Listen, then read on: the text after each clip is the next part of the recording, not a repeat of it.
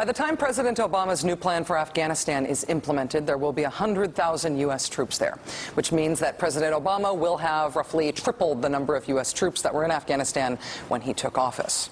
That's the most talked about, but the second most sobering set of numbers of the whole new Afghanistan policy. The most sobering, and perhaps overlooked, is that as we look to get up to 100,000 troops in Afghanistan, turns out we've already got more than 100,000 contractors there. Yeah, U.S. Central Command telling Talking Points memo that the number of contractors in Afghanistan is 104,000 now, and that number has grown by 30,000 just in the past 6 months. And the number of contractors is only expected to grow further along with the new troop increase.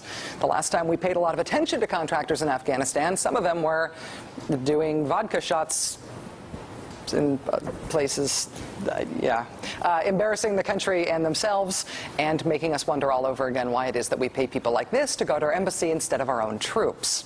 Here's a new reason to wonder. Some pretty stunning revelations about the most notorious defense contractor of them all, Blackwater, and its founder, Erik Prince.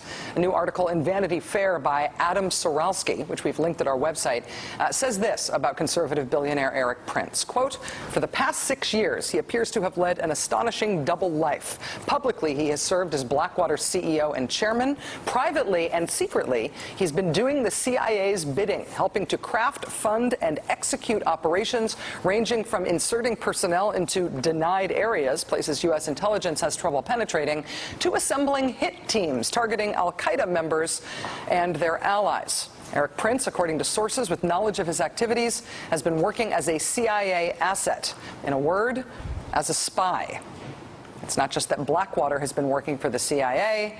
The allegation is that Erik Prince personally has been working for the CIA. The CIA assassination squads we heard so much about this summer when it was revealed that the CIA had kept them secret from Congress, apparently they trained at Erik Prince's house.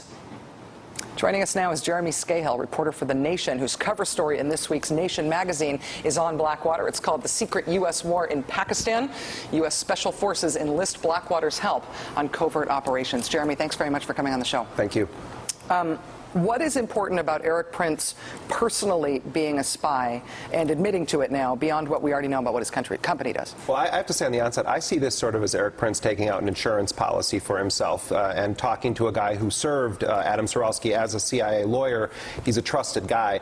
Erik Prince is in the crosshairs now of the Congress, of federal investigators and others, and by sort of preempting what he thinks is going to be a sort of barrage of attacks against him by essentially outing CIA operations himself and then crying that he's like Valerie Plame. It's a way of trying to insulate himself from future attacks. What's significant about this is that Erik Prince actually tried to join the CIA, and my sources tell me that he failed the polygraph test. Not that he didn't have enough experience, which is what he says in this piece, but that he actually couldn't pass the polygraph. And so there was an alternative arrangement made with Prince where he not only, as you say, was sort of running a sort of private war, sometimes with the CIA, sometimes with the Special Forces, sometimes freelance, but he himself also was an asset of the CIA.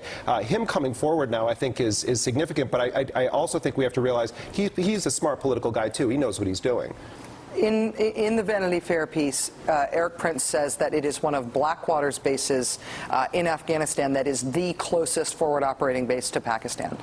In The Nation, you are reporting that despite the company's denials, Blackwater totally is operating in Pakistan itself right now. What are you able to report that they're doing there? For years, Blackwater has been operating under the cover of a training program. We heard a lot about training from the president since his plan was addressed. Blackwater is training the Pakistani Frontier Corps, which is a federal paramilitary force that is hunting down high-value targets in the frontier province. A former Blackwater executive told me that the line is being crossed, that Blackwater guys are actually going out on these raids. Parallel to that, Blackwater is at the center of a U.S. Special Forces, not CIA, but U.S. Special Forces drone bombing campaign inside of Afghanistan. They are also helping to plan targeted assassinations, snatch and grab operations, not just in Pakistan, Rachel, but also against the Islamic movement of Uzbekistan, inside of Uzbekistan as well. Okay, so this is a huge deal, because in terms of learning about what we're doing with the drones, what we've been able to say up until this point is, yeah, the military uses drones. The military uses drones in places like Iraq and Afghanistan. They use them for surveillance. They use them sometimes for bombing. If there are drone attacks in Pakistan, those are not U.S. military. That's the CIA. That's why we never comment on them. You're saying that's not true. It's contractors, but they are also working with the U.S. military, secret elements of the U.S. military. I have multiple sources on this, including a very well-placed military intelligence source. And part of the reason why the military intelligence source is speaking to me is because he is offended at the idea that you have these operations happening outside of the military chain of command and with no oversight from the Congress, and says that some of the highest civilian casualty attacks from the drones are not, in fact, CIA attacks, but are military attacks because, as he put it, they simply don't care. There's no oversight. If there's one bad guy in a building and 34 civilians, 35 people are going to die that day. I want to read you something from the New York Times website. This was just posted, a new article by Scott Shane. It's titled, CIA Expanding Drone Assaults Inside Pakistan. Shane says the White House has authorized an expansion of the CIA's drone program in Pakistan's lawless tribal area to parallel the president's decision to send 30,000 more troops to Afghanistan. American officials talking with Pakistan about the possibility of striking in one province they've never apparently done drone strikes in before, Baluchistan, a controversial move because it's outside the tribal areas. They say that's where they believe Afghan Taliban leaders are believed to hide. Right. What do you think the significance is? I think we need to view this sober reality. The war is in Pakistan right now. There's no question about it. The question, though, is how much it's going to expand. Are we going to see an expansion of actual covert operations teams alongside the drones?